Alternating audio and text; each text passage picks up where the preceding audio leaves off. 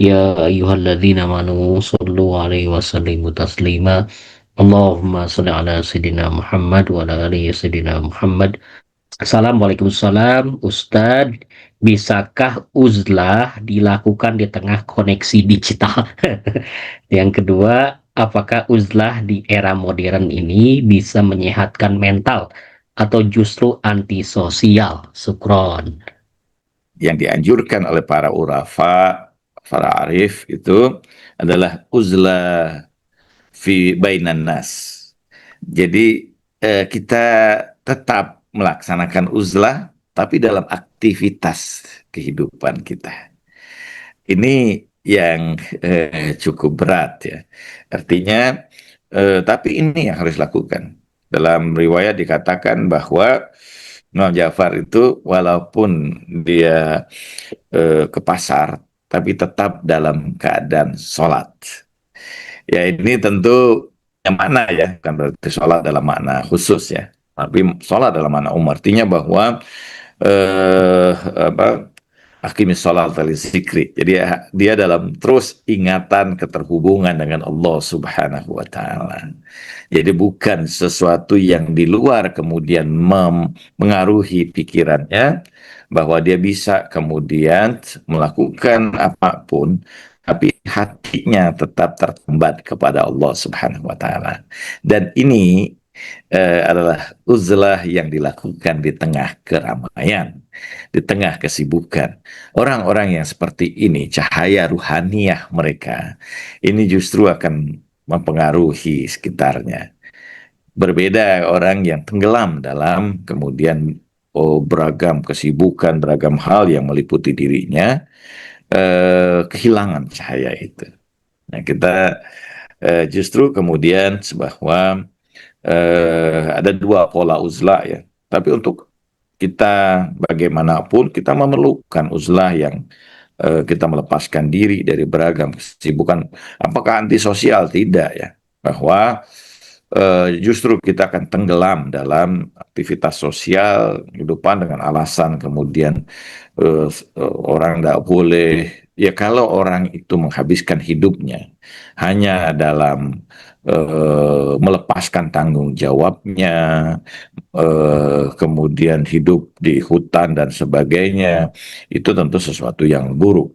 Tetapi kita perlu menyediakan ruang bagi diri kita sendiri ya, agar kemudian kita kembali, jiwa kita ini kembali seperti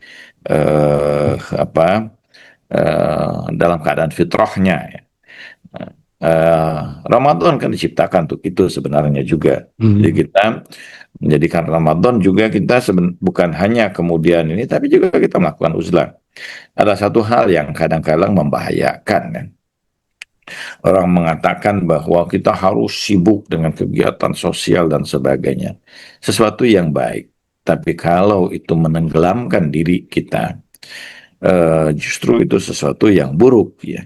Bahwa kita harus hadir dalam kehidupan masyarakat, dalam kehidupan ini, tapi menjadi cahaya, menjadi penerang ya. Bukan kemudian kita yang tenggelam dalam kegelapan tersebut. Ini yang kita perlukan. Kita memerlukan apalagi saat-saat seperti ini di tengah kemudian jalinan digital yang luar biasa.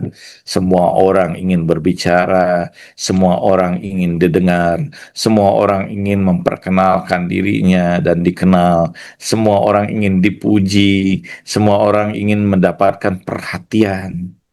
Ini sesuatu yang justru kemudian kita disibukkan dengan hal yang eksternal dari diri kita. Di antara tanda para kekasih Allah, kata Rasulullah SAW, bahwa wa majhulu fil ard wa ma'rufun fis sama. Mereka tidak dikenali di dunia ini seringkali, tapi terkenal di akhirat.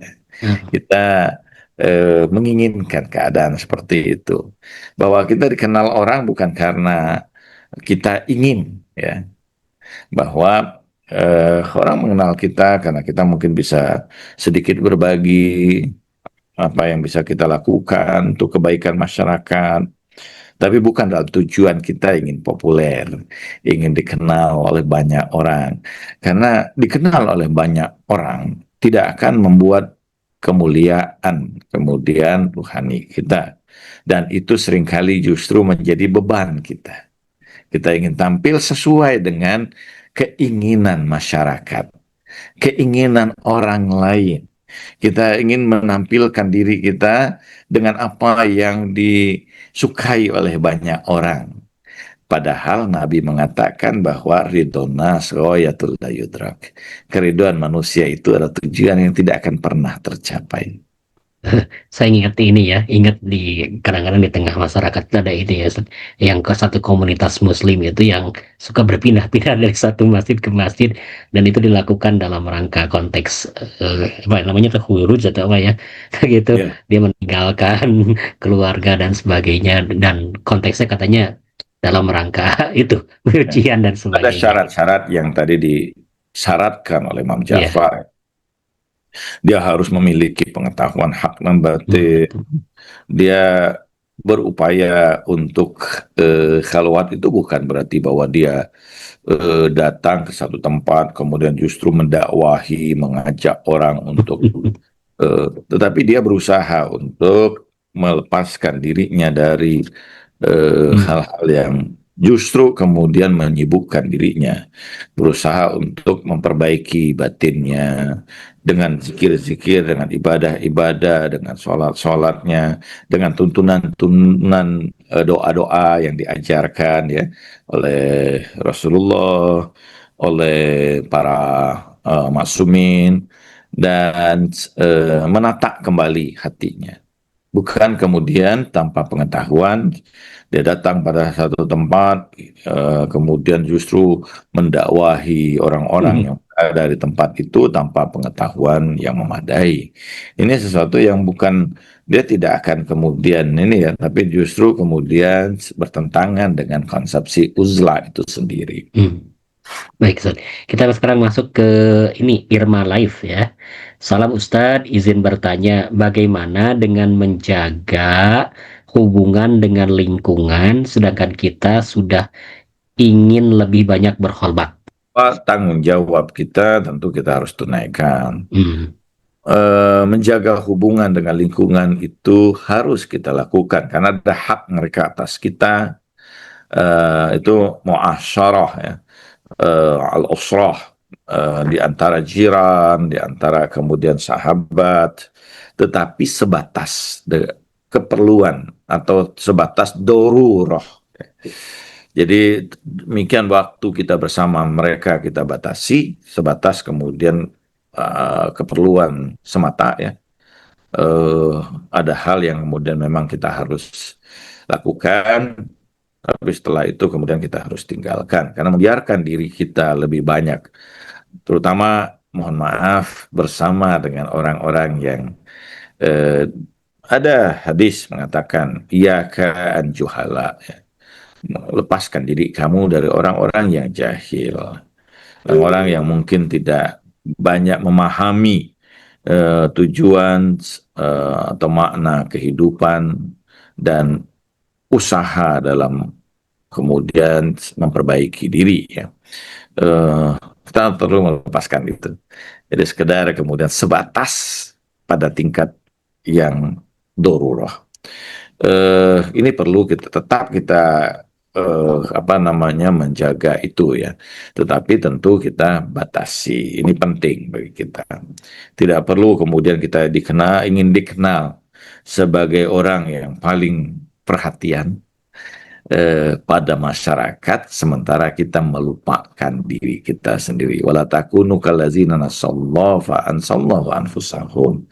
Jangan kamu jadi orang yang melalaikan Allah sehingga Allah suatu saat akan melalaikan kamu dari diri kamu sendiri. Ini dimaknai bahwa kita ini ada hal yang lebih mendasar, ada tanggung jawab ruhania kita. Eh, Imam Ali mengatakan bahwa duhai, betapa pendeknya usia, betapa panjangnya perjalanan yang harus ditempuh. Kita khawatir bahwa kita ini hanya berjalan di tempat semata berdasarkan waham kita sendiri, bukan berdasarkan realitasnya bahwa kita tengah melakukan perjalanan. Belum lagi kemudian keburukan-keburukan kita yang masih mengikat kita. Marilah kita akhiri dengan bacaan dan salawat. Alhamdulillahirrahmanirrahim. Allahumma salli ala Sayyidina Muhammad wa ala ali Sayyidina Muhammad wa ma taufiqi illa billah alaihi tawakkaltu wa ilaihi unib. Assalamualaikum warahmatullahi wabarakatuh.